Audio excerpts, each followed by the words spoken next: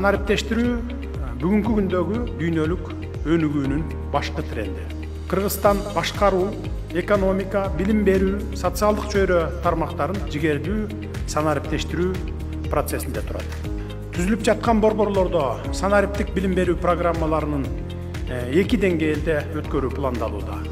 Биринчи, жарандардын электрондук сервистерди колдонуусун кеңейтүү, заманбап электрондук технологияларга болгон ишенимин жогорулатуу үчүн жарандардын жөнөкөй санариптик билим деңгээлин өстүрүү. Экинчи, өлкөдө санариптештирүүнү өнүктүрүүдө жаштарды IT кесибине тартыш үчүн санариптик билим берүү программаларын ишке ашыруу.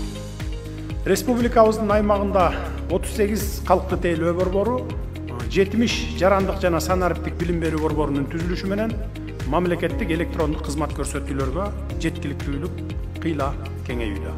Саламатсыздарбы, Садыр Нургодеевич, Түндүк мамлекеттик ишканасы Кулунду айылынан түз байланышка чыгып жатат.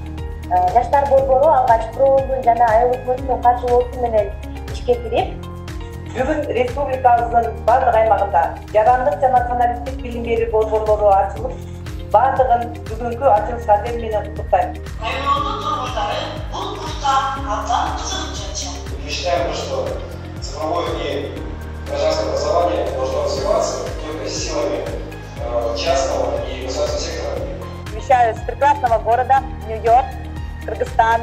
Впервые в истории взял на себя инициативу объединения IT-сообщества и совместного выхода на зарубежные рынки и организации первого в истории Центральноазиатского IT-форума. Жыл аягына чейин алыскы райондордо жана айылдарда дагы бир нече ондогон борборлорду ачууну колдойбуз.